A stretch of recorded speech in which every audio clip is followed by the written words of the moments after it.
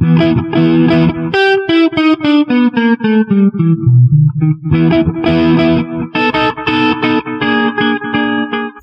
pessoal do Nefropapers! Estamos aqui essa semana para mais um podcast. Eu sou a Fernanda Badiani. E eu sou a Maria Amélia.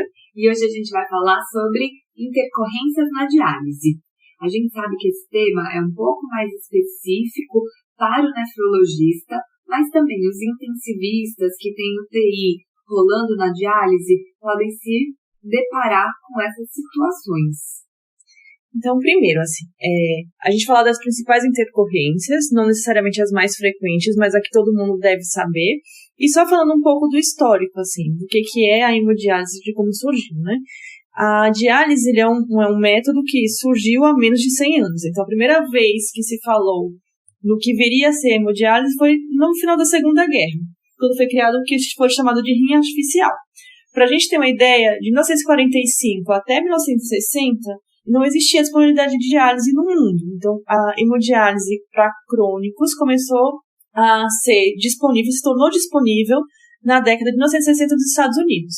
E daí para a população com doença renal crônica ter acesso a isso foi só na década de 70. Então, é um tratamento que é relativamente recente. E nesse período a gente teve diversos avanços em relação à hemodiálise, à segurança da diálise e à melhoria dos métodos dialíticos com a melhora tecnológica. Então, só pensando, é um método que ele pode ser usado tanto para o paciente hospitalar, então pensando até no paciente no UTI, mas também é um tratamento feito para o paciente ambulatorial. Então, é muito importante a gente garantir a segurança, né? No paciente que está estável, vai fazer o tratamento dele e vai voltar para casa. E se a gente pensar, em 2019, pelo censo, a gente tinha quase 170 mil pacientes em diálise no Brasil. É muito paciente, é muita diálise, e isso só falando de pacientes crônicos. A gente não está falando de pacientes que necessitam de diálise no ambiente intra-hospitalar de lesão renal aguda. Então, tem muita gente para a gente ver por aí. Então, pensando nas complicações, como a gente falou, algumas complicações, acho que todo mundo precisa saber, algumas são até pouco frequentes, mas precisam de um tratamento imediato, então é importante a gente saber identificar. Outras são do dia a dia mesmo, que tem um tratamento mais rápido, mas é importante a gente sempre procurar agir ou para prevenção ou logo que essa alteração surge.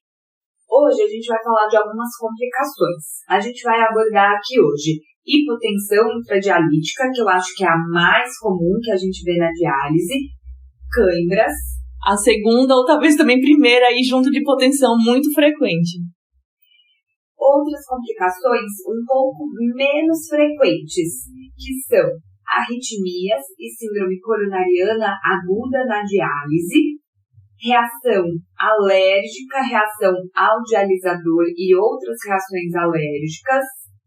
A gente tem também casos de hemólise ou embolismo aéreo.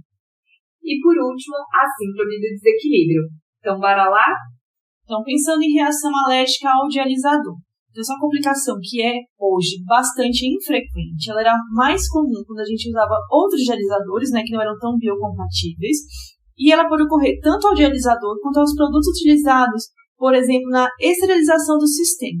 Principalmente aqui no Brasil, que a gente faz reuso na maioria dos locais, é importante estar atento que não fique nenhum resíduo desse produto usado na esterilização.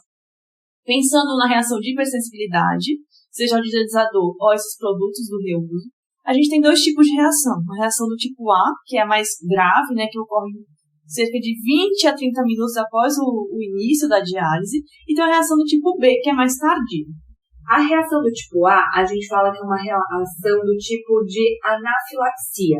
Por ela ser mais grave, o manejo ele deve ser mais imediato e a gente deve ter uma alta suspeição clínica. Então, é um paciente que, no início da diálise, que como a Meia falou, ocorre nos 20 a 30 minutos iniciais, apresenta reações típicas de anafilaxia. Então, o paciente que apresenta um quadro prurido bem importante, pode apresentar urticária, até edema laríngeo, broncoespasmo, dispneia. Às vezes ele se apresenta com uma dor torácica, pode apresentar hipoxemia. E aí, num caso grave, pode evoluir com hipotensão e PCR mesmo. Então, para esse paciente, o que a gente deve fazer? Pensar em estabilizá-lo. Então, a primeira coisa é, percebeu essa reação, a gente deve parar a diálise, óbvio, Não devolver o sangue para o paciente, isso é um ponto importante. Isso é muito importante, porque quando a gente interrompe a diálise, na maioria das vezes, a gente devolve o sangue para ele não perder, não ter anemia, não ter outras complicações. Mas nesse caso, se você devolver o sangue, você está expondo o paciente a uma maior quantidade do produto que levou, né, à reação alérgica grave. Então, isso é bem importante. Então, a gente vai primeiro desligar, não devolver o sangue, e aí vai tentar estabilizar. Então, talvez ele precise de fluido, a gente precisa fazer reposição volêmica. Avaliar se o paciente precisa, por exemplo, a droga vasoativa, você está com hipotensão tão importante que não responde a volume. Dá corticoide, na maioria dos casos, e antihistamínico. Agora, a gente vai falar da reação alérgica do tipo B, que ainda bem é a reação alérgica que a gente vê com maior frequência e tem uma gravidade muito menor. A reação tipo B, normalmente, ela vai cursar com uma dor em dorso, às vezes uma dor torácica, o paciente pode apresentar náuseas e vômitos. Se o sintoma for muito leve, a diálise pode ser continuada. Mas, se a gente tem uma suspeita de uma maior gravidade, ou que aquele quadro pode evoluir, é a mesma coisa. Suspende a diálise e não devolve o sangue para o paciente. Agora, falando de uma bastante comum, a gente pode falar da hipotensão. Então, a hipotensão, para quem trabalha com diálise, sabe que é uma complicação bastante frequente. Se a gente vai definir o que é hipotensão na diálise, seria a presença de uma pressão sistólica menor que 90, ou se eu tenho uma queda de pelo menos 20 a 30 milímetros de mercúrio na pressão arterial. Por que a hipotensão acontece? Então, a hipotensão normalmente está relacionada à ultrafiltração que eu estou fazendo. Pode ter, inclusive, uma causa cardíaca. Então, é importante que a gente consiga identificar o que está causando. Na maioria dos casos, vai ser que o paciente está perdendo muito a UF, ou a gente está tirando muito volume num período curto. A hipotensão, ela tem algumas consequências para o paciente e ela tem um maior risco em pacientes que já iniciam a diálise com hipotensão. As consequências são associadas a um maior índice de mortalidade, atordoamento miocárdico, também está associado à trombose do acesso vascular e perda de função renal residual.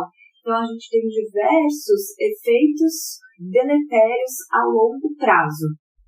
Uma das principais causas que a gente tem de hipotensão é quando a gente está tirando muito volume ou tirando um volume grande em uma quantidade de tempo pequeno. Então, a taxa de ultrafiltração também é uma coisa importante. Então, quando a gente está diante de um paciente com hipotensão, principalmente no crônico, isso daí, a gente tem que avaliar algumas coisas. Será que aquele peso seco que eu estou pondo para o paciente está adequado? Então, uma coisa importante no crônico é a questão da avaliação do peso seco com bioimpedância sempre que possível, né? Às vezes a avaliação clínica ela não é suficiente, lógico, deve sempre ser feita, mas nem sempre ela é suficiente. Uma das principais causas de hipotensão na diálise são as causas relacionadas a volume. E isso pode envolver um peso seco excessivamente baixo, ou pode ser a taxa de UF, quando a gente precisa remover uma grande quantidade de volume num curto espaço de tempo. Então, isso pode acontecer em pacientes com grande ganho de peso interdialítico ou pacientes com tempo semanal de diálise mais curto. A gente sabe que a realização de diálise, ela impacta na qualidade de vida do nosso paciente. E todo mundo já teve um paciente que falou: doutora, por favor, deixa eu fazer menos tempo, eu preciso mesmo fazer 4 horas. Então, muitas vezes, pacientes que têm função renal residual ou que fazem um melhor controle metabólico, a gente pode pensar em deixar um tempo de diálise menor, mas isso sempre precisa ser reavaliado periodicamente, porque esses pacientes podem evoluir com perda da função renal residual e a gente precisa ter um alto grau de suspeição para voltar a aumentar o tempo de diálise desses pacientes. Uma coisa importante também é que a prescrição que a gente tem disponível na maioria dos locais é uma prescrição muito padrão. Então, 4 horas, 3 vezes por semana. Talvez o paciente ganhe muito peso e ele se beneficie, por exemplo, de aumentar a quantidade, por exemplo, 1 vez a mais por semana. Ajudaria o paciente a chegar no peso seco dele, sem tantas intercorrências. Então, acho que é importante essa avaliação do peso seco. Será que o peso seco está correto? A avaliação se o paciente está fazendo tempo de diálise suficiente, né, semanal, o tempo de diálise semanal é suficiente. E acho que vale também a gente falar um pouco das medidas que temos disponíveis para evitar um ganho de peso interdialítico excessivo. Então, lógico, orientar sempre o paciente. Às vezes ele fala, não estou tomando muita água, mas será que ele não está tomando muito de outros líquidos? Isso é um ponto importante. Será que ele não está consumindo muito sal e isso aumenta a sede dele? E por isso ele está chegando sempre mais pesado? Exatamente. Tanto o nível, uma dieta hipersódica, quanto pacientes diabéticos com hiperglicemia sentem mais sede. E aí não tem o que fazer. Eles vão beber mais líquido. É difícil de controlar. Então, uma dieta hipossódica associada a um bom controle glicêmico auxiliam no ganho de peso interdialítico. E talvez um ponto que talvez seja um pouco polêmico aí é o ajuste do sódio do dialisato. Então, existe também uma prescrição padrão de deixar 138, enfim, pode acontecer variações. Mas se o paciente ganha muito peso, talvez seja melhor diminuir um pouco esse sódio, se possível, deixar um sódio de 136, para eu reduzir a sede que ele sai de lá e tentar reduzir o quanto que ele está ingerindo de líquido entre uma sessão e outra. Só uma coisa também que é importante a gente lembrar, paciente que tem diurese residual, a gente deve estimulá-la com diurético. Por quê? Se ele faz mais xixi, ele vai evitar que ele ganhe tanto peso também entre uma sessão e outra. O próximo ponto das causas de hipotensão são associadas à vasoconstricção insatisfatória. Isso envolve uma temperatura elevada da solução de diálise, pacientes com neuropatia autonômica, pacientes que usam medicações antipertensivas antes da diálise, alimentação durante a diálise e presença de anemia. Esses fatores são associados a uma vasoconstricção insatisfatória. Um dos grandes problemas que a gente tem no paciente, que faz diálise, é a distribuição da volemia. A gente sabe que quando a gente faz diálise, a gente tira o excesso de líquido que está dentro do intravascular. No entanto, esses pacientes têm perda de líquido para o terceiro espaço. A gente tem edema de membros inferiores, edema pulmonar, a gente tem acúmulo de líquido fora do intravascular. Quando a gente faz diálise, a gente retira do intravascular, a gente precisa do tempo de refilling para a gente conseguir efetivamente reduzir esses sinais de hipervolemia.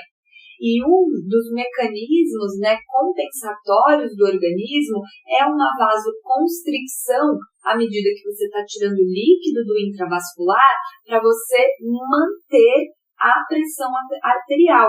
Se a gente tem esses mecanismos de vasoconstricção prejudicados, a gente tem maior risco de hipotensão intradialítica. E aí, uma vez que a hipotensão aconteceu, o que a gente vai fazer? Em primeiro lugar, a gente precisa parar o F. A gente precisa reduzir a remoção.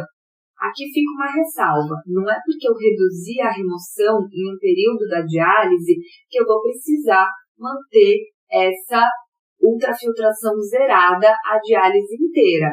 A gente tem, sempre médico na diálise para a gente avaliar as intercorrências e reavaliar os pacientes depois que eles melhoraram.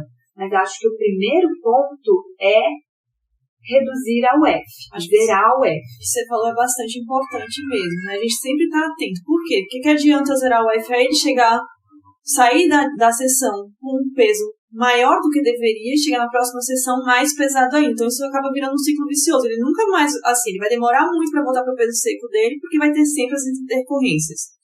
É o cachorro correndo atrás do rabo. Exatamente. E é assim, então a gente vai procurar causas, óbvio, como a gente falou, tentar zerar o F, parar o F naquele momento, pelo menos. E aí o que a gente pode fazer de medidas também se isso for refratário, ou seja, se a hipotensão não melhorar. Priming. A gente sempre faz o soro fisiológico, já está lá muito fácil, acoplado ao sistema de diálise. Então a gente faz um bolos de soro fisiológico para ver se a gente tem resposta em relação à pressão arterial. Lembrando que a gente pode fazer também a posição de Trendelenburg, naquele momento imediato que a gente identifica a hipotensão.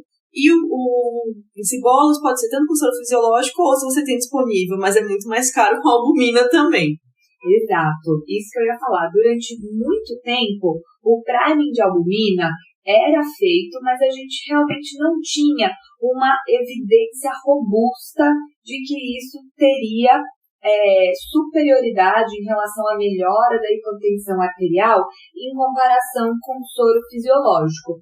Na prática, nos lugares onde é disponível o que a gente faz, a gente acaba vendo que pode ser mais efetivo, mas era um padrão observacional. Em 2021, foi publicado um estudo randomizado na Critical Care que avaliou a infusão de albumina para prevenir hipotensão intradialítica. Isso foi visto em pacientes hospitalizados que eram hipoalbuminêmicos. E nesse estudo, a gente viu que a administração de albumina antes da diálise era associada à redução dos episódios de hipotensão e aumento, melhora da remoção de fluidos. Existem alguns antipertensivos que são dialisáveis, como inibidores da ECA no geral, beta-bloqueadores como o atenolol e a metildopa. E existem outros que são não dialisáveis, como os bloqueadores do receptor de angiotensina, bloqueador do canal de cálcio, clonidina e hidralazina. Então, um paciente que faz muita hipotensão na diálise, a gente deve evitar o uso de antipertensivos antes da diálise ou utilizar doses baixas de antipertensivos dialisáveis. Outra coisa que eu queria comentar que eu acho que é um pouco polêmico, diminuir o fluxo sanguíneo na hipotensão. Tem sentido? Vai melhorar ou não vai melhorar? Eu, sinceramente, não faço. Não tenho um nível de evidência alto pra gente fazer essa conduta. Então, acho que é uma conduta muito assim, do pessoal que trabalhava há muito tempo, que acabou se perpetuando. Eu não costumo fazer. Exatamente. Se a gente for pensar, depois que você inicia a diálise com um fluxo sanguíneo mais baixo, você vai aumentando, mas depois você está num circuito fechado. Você está tirando 300 ml por minuto, mas isso já está chegando ali novamente no paciente. Então, não é que depois, durante a hipotensão, eu reduzir esse fluxo sanguíneo, não vai melhorar aquele meu episódio de hipotensão nesse momento. A gente vai ver mais pra frente quando que tem benefício reduzir o fluxo sanguíneo. Mas no tratamento da hipotensão, ele é pouco efetivo. E o último ponto que eu queria falar era perfil de sódio. Faz sentido para evitar hipotensão intradialítica ou não faz? Em relação ao perfil de sódio, eu não costumo fazer. Eu acho que tem estudos realmente que mostram que pode haver algum benefício. Tem paciente que vai super bem, tem paciente que não se adapta mesmo. Eu tento fazer as outras medidas para evitar um ganho de peso muito grande. Exatamente, Os perfis de sódio, a gente vê na máquina, a gente tem diversos perfis onde a gente consegue modificar os níveis de sódio de acordo com a terapia dialítica, mas, no geral, as meta-análises, os estudos não mostram benefício em relação à redução de hipotensão intradialítica. Mas isso, obviamente, a gente está falando para uma população em geral. Existem alguns casos individualizados onde você pode ter benefício e que a gente já viu ser utilizado, com sucesso para alguns pacientes. Mas a regra geral é que não há essa forte evidência de benefício em utilizar diferentes perfis de sódio para evitar a hipotensão arterial. Mas, obviamente, isso deve ser individualizado e existem alguns relatos de caso com melhora. Para finalizar, quando tudo deu errado, tem muitos pacientes que já são hipotensos em casa, e aí é aquela dificuldade da gente remover o F, mas é um paciente que é anúrico, que não urina e a gente precisa tirar. Como últimas alternativas, a gente pode considerar uma prova terapêutica com midodrine, que não é disponível no Brasil, a gente precisa importar, ou mesmo com a sertralina, que daí é uma medicação mais abrangente.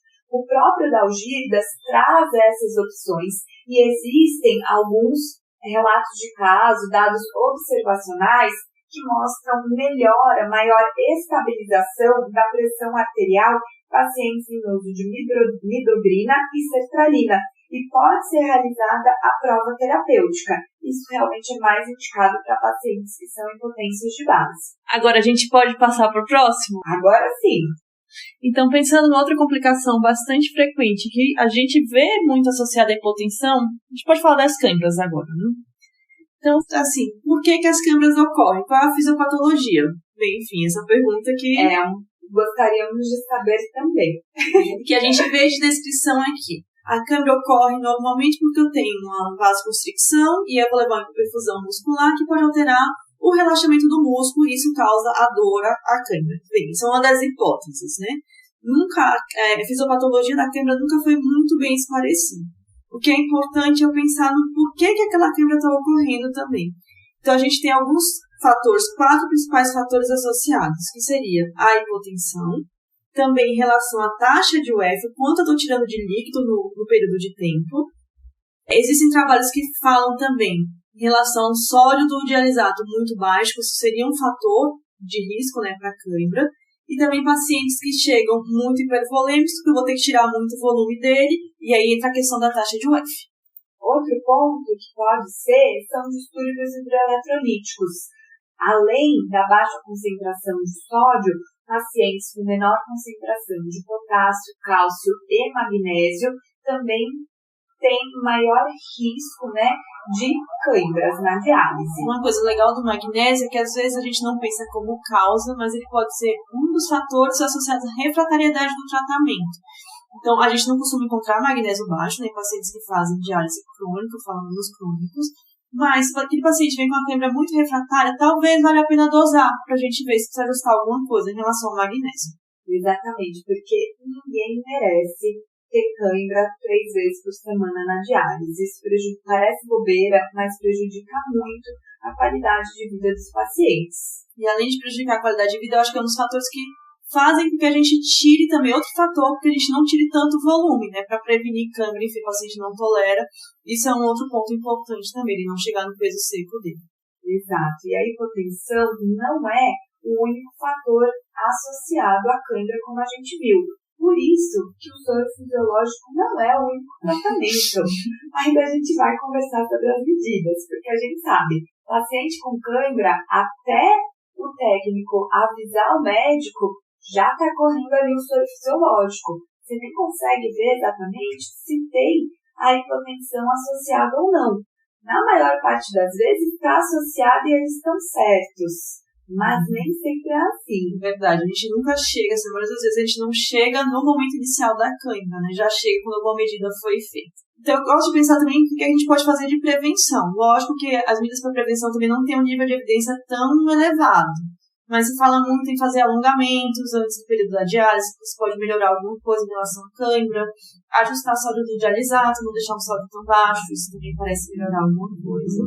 E tem a questão da vitamina E. Quem nunca prescreveu que atira a primeira pedra. Então, vitamina E, assim, eu prescrevo muito mais, na verdade, num contexto fora da diálise, né? Quando a gente não tem esses fatores, enfim, associados. E que tem alguma melhora. Isso a gente está falando de experiência, não nível de evidência, obviamente. Mas é uma medida que pode ser usada no tratamento de prevenção de câimbras. Mas se eu tenho a câimbra, no momento da câimbra, quais que são as medidas que eu posso realizar? Quando o paciente está com câimbra, a gente logo tem que ver a hipotensão associada ou não. Se houver hipotensão associada, a gente precisa corrigir a hipotensão. E aí são as medidas que a gente acabou de comentar em relação à redução da ultrafiltração, realização de bolos de soro fisiológico. Muitas vezes isso vai resolver, mas nem sempre vai resolver ou nem sempre o paciente tem hipotensão associada. E aí entra também a questão de uso de soluções hipertônicas. Então, é nesse momento que a gente fala da glicose. O que a gente tem mais disponível mesmo, né? Tem lugares, por exemplo, que faz NaCls, enfim, mas o que é o mais comum e o mais seguro é a gente fazer glicose, uma solução hipertônica que costuma melhorar a câimbra no momento da crise mesmo, no momento que o paciente está com mais dor.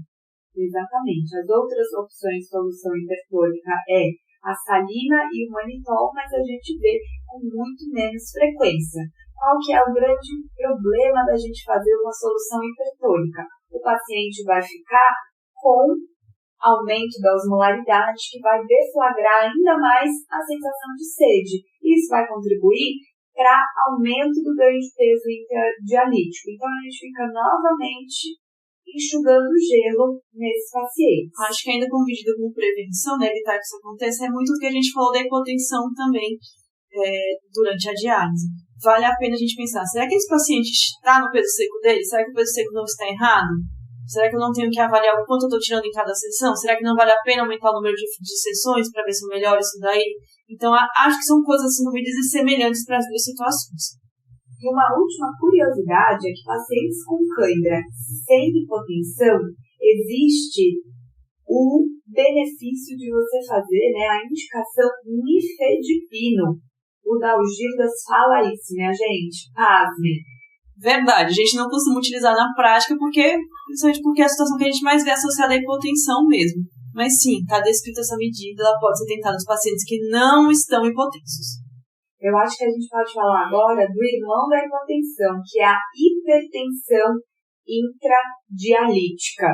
A hipertensão ela é mais comum no início da diálise. Por quê? Porque a hipertensão no paciente portador de doença renal crônica é principalmente sal e volume dependente. Então, quando chega um paciente muito hipertenso, a primeira coisa que a gente vai tentar fazer é tirar líquido. Mas o que acontece é que muitas vezes a gente tem outros pacientes que chegam normotensos e que a gente tem a pressão que ela vai aumentando durante a diálise. E aí, nesses casos, a gente tem uma maior ação hormonal que a gente fala. A gente tem ativação do sistema renina-angiotensina-aldosterona após a retirada de uma UF elevada, porque, novamente, a gente está tirando do intravascular. Isso pode levar a essa hiperativação. Além disso, a gente também tem ativação simpática. Outro ponto ainda da etiologia é a remoção de antihipertensivos durante a diálise. Pacientes que utilizam IECA, atenolol e metildopa, eles são removidos durante a diálise. Então, a gente pode ter hipertensão de rebote associada a isso.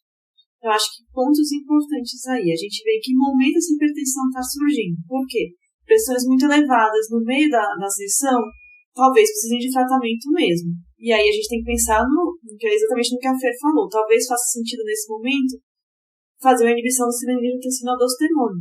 Então, o BRA pode ir bem. Ou, se eu tenho medo que o paciente saia hipotenso, eu optar por fazer um IECA, eu vou controlar a pressão naquele momento, mas é uma medicação que vai ser retirada durante a diálise e ele vai sair bem, não vai sair com hipotensão. Os pacientes também têm hiperativação do sistema simpático. Então, um beta-bloqueador também pode ser efetivo. Lembrando que o atenolol é dialisável, mas existem outros beta-bloqueadores de ação mais rápida que não são dialisáveis, como, por exemplo, o propranolol.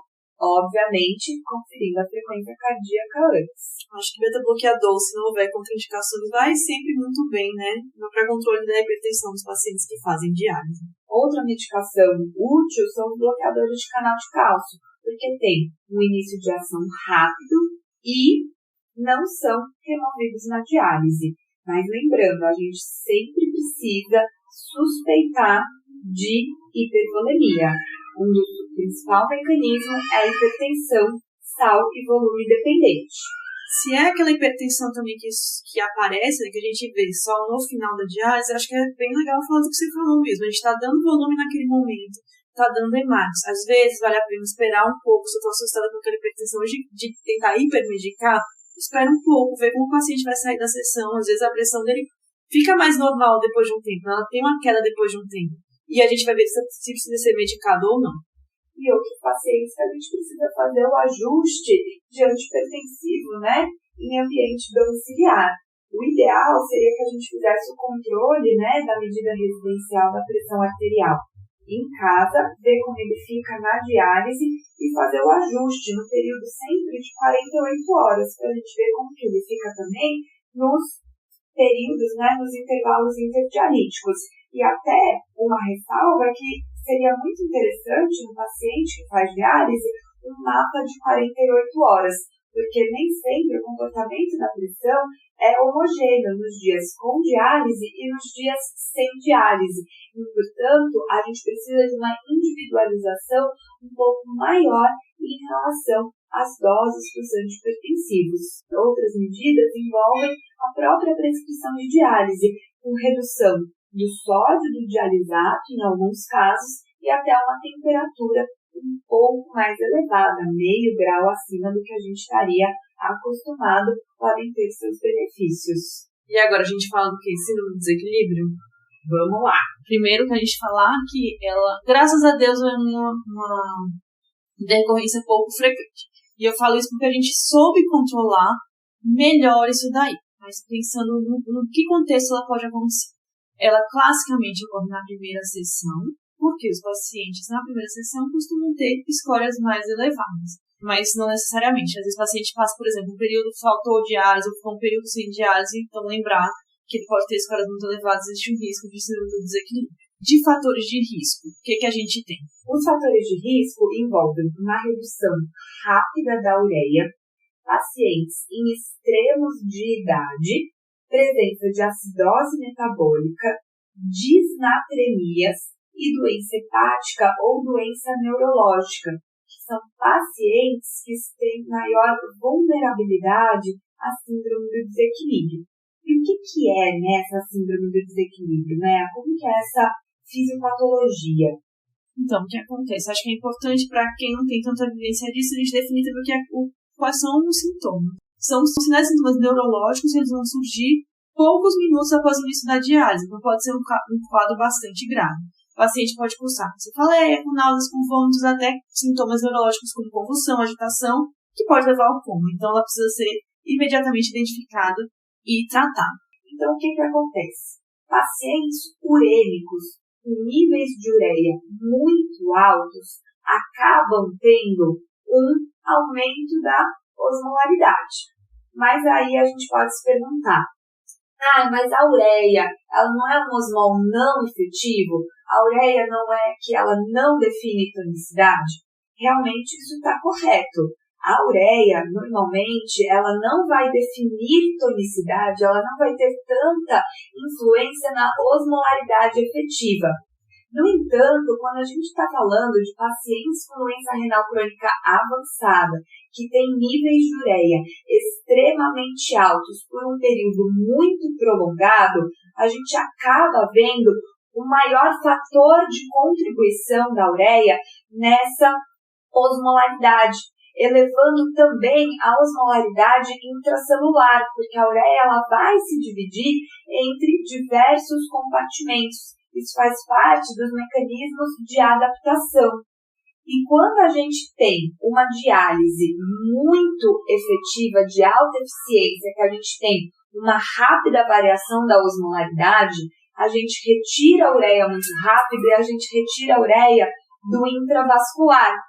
E o que acontece é que, nesse momento, o intracelular, dentro das células neurológicas, ele vai ficar mais hiperosmolar em relação ao plasma, gerando uma movimentação de água do intravascular para o intracelular, que pode levar a edema cerebral e sintomas neurológicos. Então, acho que ficou confuso? É complexo mesmo, né? Mas eu acho que você explicou bem, Fê. Então, acho que antes da gente falar de tratamento, acho que uma coisa importante é a gente saber prevenir, né? Lógico, é muito melhor evitar a complicação antes que ela surja. Então, uma coisa que você falou é essencial, Fê. Isso acontece principalmente se eu estou dando uma diálise muito efetiva. Então, a gente sempre deixa aquela prescrição padrão, assim, de primeira sessão, né? A gente não deixa fluxos elevados, deixa fluxos baixos, e aqui tem todo sentido. Eu vou deixar o fluxo baixo desde o começo, porque eu não quero que essa diálise seja tão efetiva assim. Eu não quero reduzir a ureia de forma muito significativa. Então, a gente fala uma redução segura de ureia de até 40%. Exatamente. Outras medidas associadas é manter um nível alto de sódio. Por quê? porque aí a gente consegue ter um maior controle da osmolaridade, uma vez que o sódio é o principal, né, íon, o principal fator determinante da osmolaridade plasmática. E uma vez que a gente não conseguiu prevenir, qual que vai ser o tratamento? Acho que ainda tem a possibilidade de outras substâncias com maior osmolaridade. E aí existem alguns serviços que podem fazer o manitol junto, por conta também de pensar nesse raciocínio de manter a osmolaridade do intravascular um pouco mais elevada e prevenir o edema cerebral. Mas uma vez que isso não funcionou, né, que essas medidas que a gente deixa não foram capazes de prevenir esse desequilíbrio, o que a gente vai fazer quando ela ocorre? Então, acho que uma coisa importante aí também é que se eu tenho sintomas graves, eu vou interromper a diálise. Se eu tenho sintomas mais leves, pode-se tentar suporte, mas estar muito atento, porque isso é uma complicação potencialmente muito grave. Então, a gente não vai querer que chegue a complicações neurológicas, a gente vai tentar interromper antes que isso aconteça. Continuando aqui das nossas complicações, a gente tem também uma complicação que, graças a Deus, é atualmente muito rara, que seria o embolismo aéreo. Então, o que é o embolismo aéreo? É, de fato, a entrada de ar na corrente sanguínea do paciente. Então, isso não é para ocorrer. Existem mecanismos de segurança hoje na própria máquina que garantem uma redução de risco bem significativa. E lembrar que os sintomas do embolismo aéreo vão depender da quantidade de ar que entra no sistema. Só para a gente ter uma noção, quando a gente fala para adultos, a entrada de 100 a 300 ml de ar no sistema pode levar ao óbito mesmo. Então, a gente está diante de uma emergência médica, ainda bem, cada vez menos comum. Alguns sinais que podem estar associados à presença de embolia são a presença de espuma no sistema venoso. Ele pode fazer também sintomas neurológicos, uma alteração de consciência, pode fazer hipoxemia, pode fazer hipotensão também.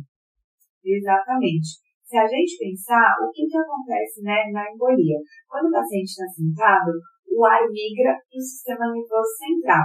Se ele está em decúbito dorsal, o ar passa pelo coração e pelos pulmões. Então, o manejo é isso que a Mea falou. Você precisa clampear a linha de sangue venoso, parar a bomba de sangue e colocar o paciente em decúbito lateral esquerdo, com o tórax e a cabeça em declive e fornecer oxigênio a 100%. E aí não tem o que fazer. Nesses casos você vai ter que remover o paciente para cuidados mais intensivos no ambiente intra-hospitalar. Lembrando que isso é uma outra causa que, se ocorrer, a gente vai interromper a diálise e o sangue também não deve ser devolvido para o paciente. Óbvio, se eu estou ali com água no sistema, não vou dar mais água para o paciente. Então, para a diálise, não retorna o sangue. Exatamente. Boa lembrança. Outra complicação grave é a hemólise, e que também é uma emergência médica cada vez menos vista.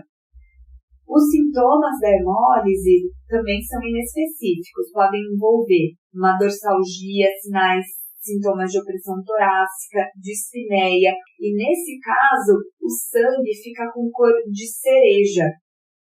Na suspeita de hemólise, né, deve ser coletado um novo HB, né, uma nova hemoglobina, provas de hemólise, e a gente tem que ficar muito atento à hipercalemia, porque a gente tem uma situação de lise celular.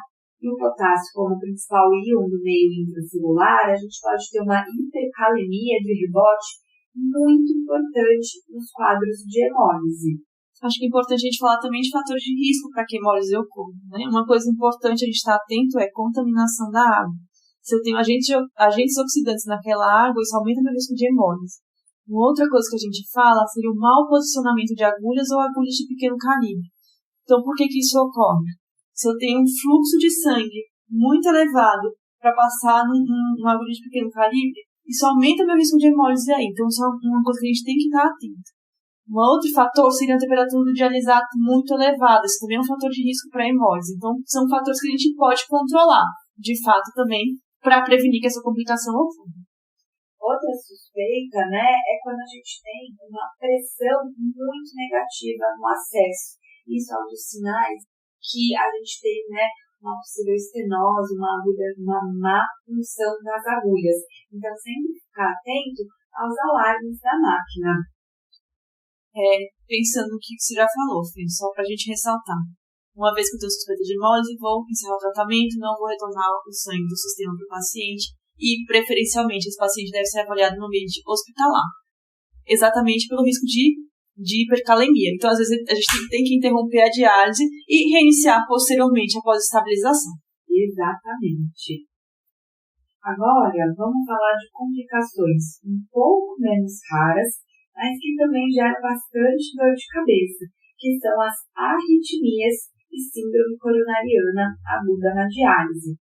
A gente sabe que os pacientes portadores de diálise têm muita doença cardiovascular. A principal causa de mortalidade em diálise é morte súbita e arritmia cardíaca. Foram 29% dos casos de óbito em 2015 nos Estados Unidos. Então, é uma complicação grave e frequente. Então, aí, a gente tem um problema, não é mesmo? Sim. Então, como todo problema, a gente vai ter que ver as causas e tentar evitá-las. De arritmia. Temos também fatores de risco para arritmia. Paciente que já teve um infarto prévio, paciente que tem uma hipertrofia ventricular. Também isso é um fator de risco para desenvolvimento de arritmias. E estar atento a como que está esse potássio. Por quê? As arritmias costumam ocorrer principalmente nos períodos interdialíticos mais longos. Então, sempre se interroga, será que eu não tenho um distúrbio de potássio? Será que o paciente não fez uma hipercalemia e por isso fez uma arritmia?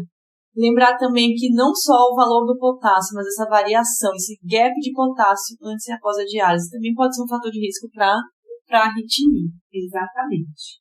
A principal arritmia na população geral são as arritmias ventriculares. Nos pacientes doentes renais crônicos dialíticos, isso varia muito, 5 a 75%. Teve um estudo há uns anos atrás muito interessante do Kidney International que acompanhou 66 pacientes com dispositivos implantáveis e que viu que a taxa de taquicardia atrial e bradiarritmia eram mais comuns e mais altas no período dialítico e no período pós-diálise, sugerindo também uma contribuição da hipotensão intradialítica na fisiopatologia das arritmias. Por quê? Por conta do atordoamento miocárdico. Além disso, a gente tem os distúrbios hidroeletrolíticos, a hipercalemia por si só e o shift de fluidos e eletrólitos na diálise. Se a gente pensa em bradiarritmia, faz sentido o paciente, mesmo sem ter desenvolvido um evento prévio, passar a marca-passo? Eita, Lelê! Tem estudos que mostram algum benefício, mas os estudos maiores não mostram benefício para isso, não mostram o uso do marca-passo como um fator de proteção importante para os pacientes que têm risco de desenvolver arritmia na diálise. Então, não, a gente não faz isso como medida preventiva. E os cardiodesfibriladores implantáveis, os CDIs? Outra polêmica na diálise, né? E a gente tem um nível de evidência ainda menor. Eles devem ser considerados na prevenção secundária e, mesmo assim, com uma comunicação extensa entre nefrologistas e cardiologistas em relação aos riscos e benefícios. Por último, a gente também tem meios de minimizar os triggers de arritmia, reduzindo, as grandes variações eletrolíticas de potássio, e aí existe até uma tendência da gente evitar banhos com baixo conteúdo de potássio, menor do que 2, alto nível de shift de cálcio, então evitar também banhos com baixo cálcio menor do que 2,5, principalmente em pacientes que têm, ou que fazem uso concomitante de drogas que aumentam o intervalo QT, presença de alcalose metabólica, então evitar o banho de diálise com uma alta concentração de bicarbonato do dialisato e a ultrafiltração rápida. Acho que a gente não comentou na parte da hipotensão, mas existe uma recomendação da gente evitar uma remoção acima de 10 ml por quilo por hora. Então, a gente deveria calcular a remoção daquele paciente baseada no peso, porque tirar 3 quilos para um paciente de 120 quilos é muito diferente de um paciente de 60 quilos. Então, o ideal é a gente fazer a individualização com uma taxa máxima de UF de 10 ml por quilo por hora. Pacientes muito hipervolêmicos que você precisaria, ultrapassar essa taxa, a recomendação seria uma sessão extra de diálise, que a gente sabe que é difícil no cenário do SUS. Pensando ainda nas arritmias, como todas as complicações, melhor evitá-las, mas uma vez que elas ocorrem, a gente vai ver primeiro qual é a arritmia e principalmente tentar estabilizar o paciente naquele momento. Isso, ótimo. E agora, síndrome coronariana? Síndrome coronariana também muito comum em pacientes em diálise, e o diagnóstico da suspeita de síndrome coronariana, a gente deve desligar a diálise, coletar enzimas cardíacas e eletrocardiograma. E aí, veio uma troponina elevada. Será que a troponina elevada é da diálise? Será que é da síndrome coronariana aguda? Difícil, né? Bem difícil. Se a gente tem essa dúvida, acho que mas se a gente tem a suspeita, o mais importante vou tirar o paciente naquele ambiente, vou levá-lo para o hospital. Acho que ele tem que fazer curva e fazer as medidas, como qualquer outro paciente com suspeita de síndrome coronariana aguda. Exato. A gente sabe que os valores de troponina, eles são deslocados para a direita. Os valores de normalidade são maiores nos pacientes que fazem diálise. Então, como qualquer paciente, a gente vai ver a curva de elevação da troponina. Outras medidas que ajudam em pacientes coronariopatas, que a gente sabe que são coronariopatas, é manter um nível de hemoglobina um pouco mais elevado, e alguns pacientes beneficiam de realizar a diálise com catéter de oxigênio. Eles têm maior relato de conforto, de menos dor durante o procedimento dialítico. Que a gente pensa, pacientes dialíticos têm maior chance de terem coronariopatia e são pacientes que são submetidos a testes de estresse 3 vezes por semana. Então, aquele coração, aquele miocárdio sofre em toda a sessão de diálise.